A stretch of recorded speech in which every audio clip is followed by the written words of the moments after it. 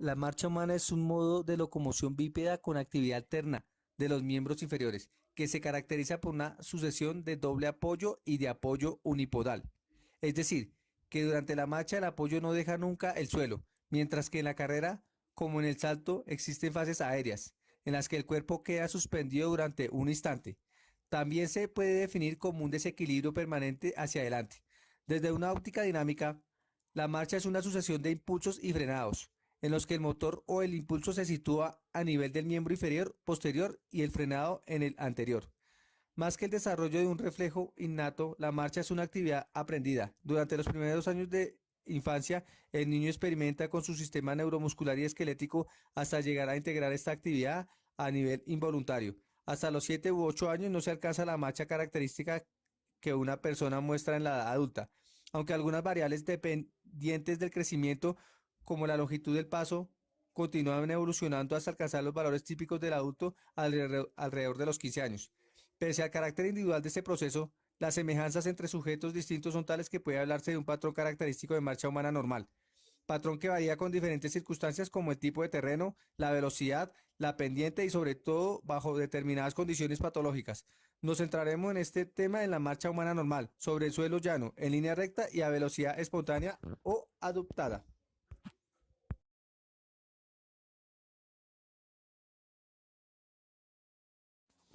El individuo presenta una cifosis cervical. Esto puede ser por varias razones. Nombraremos una de ellas. Un ejemplo de cifosis por enfermedades degenerativas de la columna como la artritis o degeneración de discos, trabajos de fuerza, entre otros. Continuando con el análisis, observamos que el apoyo del pie que termina la fase de vuelo, el individuo nunca apoya los dedos, descuadra la línea media del cuerpo, ya que el brazo que tiene los puntos de referencia llegaron a la línea media mientras el pie está retrasado. Esto retrasando la fase de vuelo al individuo, alarga la fase de apoyo, retrasa la fase de vuelo y adelanta el brazo de la marcha no es correcta. Es decir, la marcha no es correcta. Análisis con tacones. Aquí seguimos evidenciando la cifosis del individuo. La marcha mejora en algunos aspectos como cuando retrasa la salida de la fase de vuelo, pero en la pierna derecha realiza una extensión pronunciada. La mano la extiende totalmente haciendo un buen braceo. Disminuye el volumen del avance debido al intento de caída. Ahora adelanta el brazo y disminuye la zancada para sentirse seguro, cuidándose de una posible caída de lo que antes estaba sincronizado. Es decir, que en el momento en que realizaba la marcha al inicio, el individuo marchaba bien, pero debido a su intento de caída, empezó a desmejorar la marcha. Los puntos no están alineados en la línea paralela. La rodilla derecha presenta una curvatura leve. Además, las rodillas presentan un pequeño arqueo. Se nota también una eversión del pie izquierdo y el pie derecho presenta una inversión leve. Se llegó a esta conclusión ya que en la huella plantar el polvo en los pies es más enmarcado en uno que en otro pie. Por último, analizaremos el individuo con calzado formal. En esta parte evidenciaremos los músculos que trabajan en la marcha. El glúteo mayor actúa en la primera parte de la fase de apoyo, extendiendo la cadera junto con los isquiotibioperoneos. Su contracción en ese momento se realiza en condiciones favorables, ya que parte de una posición previa de flexión de cadera en la cual está elongado. Los músculos isquiotibioperoneos actúan también en la primera parte de la fase de apoyo, no solo para extender la cadera junto con el glúteo mayor, como acabamos de señalar, sino que además impide que la rodilla se extienda totalmente, ya que para conseguir una marcha eficaz es necesario un ligero grado de flexión de rodilla. Estos músculos actúan también al final de la fase oscilante, frenando la flexión de la cadera y la extensión de rodilla, antes del contacto del talón. Uno de los isquiotibiales, el semitendinoso, forma parte de los músculos de la pata de ganso, junto con el sartorio y el recto interno.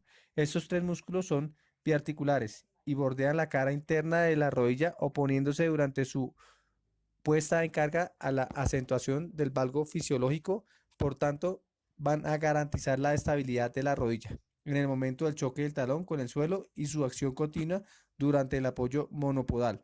comportándose como auténticos ligamentos activos. Respecto a la cadera, sus acciones son diferentes, ya que como hemos señalado, el semitendinoso actúa en la extensión como el resto de los isquiotibioperoneos, mientras que el sartorio y el recto interno colaboran con los flexores de cadera, siendo el más importante de ellos el psoas ilíaco.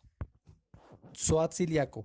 Este músculo actúa al principio de la fase oscilante para iniciar la flexión de cadera, partiendo de una posición de elongación previa al estar la cadera extendida y su contracción acorta la extremidad, impulsándola hacia adelante.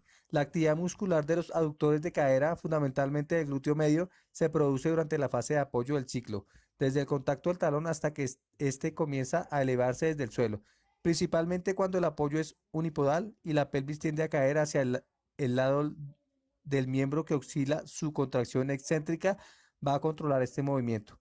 Otro músculo aductor de cadera, el tensor de la fascia lata, colabora también en el mantenimiento de la estabilidad transversal de la pelvis durante la primera parte del apoyo, pero además en esta fase actúa a nivel de la rodilla como ligamento lateral externo activo y equilibra los músculos de la pata de ganso. Presenta una segunda fase de actividad en el despegue de antepié e inicio de la fase oscilante, probablemente para asegurar el equilibrio lateral del músculo en oposición a los aductores. La acción de los aductores de cadera al final de la fase de apoyo y principio de la fase oscilante se debe fundamentalmente al aductor mediano y al recto interno que contraen conjuntamente con los otros flexores de cadera tirando del fémur hacia adelante para iniciar la flexión. Sin embargo, la acción del aductor mayor difiere de los anteriores y actúa al final de la fase de oscilación y permanece activa al comienzo del apoyo. Se comporta de forma similar a los isquiotibiales, sobre todo en el fascículo anterior o tercer aductor. La actividad principal del cuádriceps se produce al final de la fase oscilante, extendiendo la rodilla y continúa al principio de la fase de apoyo, evitando la flexión de rodilla bajo el peso del cuerpo. Esta acción se debe fundamentalmente a los vastos y al crural, ya que el recto anterior, al ser biarticular, está en una situación desfavorable por estar la cadera en flexión. Sin embargo, en el despegue de los dedos y el comienzo de la fase de oscilación, el recto anterior está elongado y se contrae, aumentando la fuerza de flexión de la cadera y frenando al mismo tiempo la flexión pasiva de rodilla que se produce. En cuanto a los músculos del comportamiento anterior, fundamentalmente el tibial anterior y los extensores de los dedos van a actuar como flexores de tobillo en el contacto del talón, amortiguando el choque y su acción se mantiene en una contracción de tipo excéntrico que frena la caída del antepié.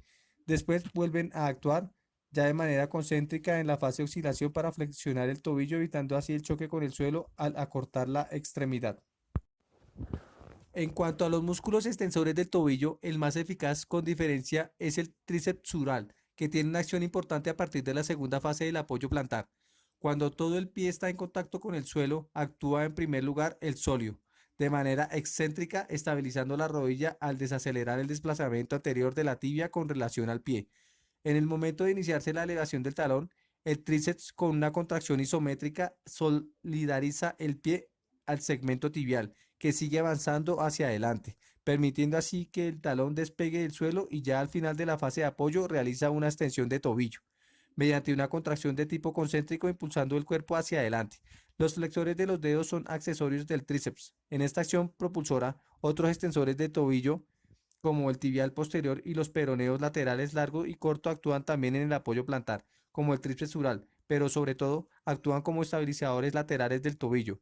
Tan pronto como el pie toca el suelo, el tibial posterior asume su papel de estabilizador lateral, controlando la parte interna. A continuación comienza a actuar también los peroneos laterales, de forma que en el apoyo unipodal se controla la estabilidad transversal del tobillo, tanto en su parte interna como en la externa. En el despegue del pie, la acción de los peroneos laterales permite la elevación de la parte externa del pie, de forma que el último en abandonarlo es el primer dedo.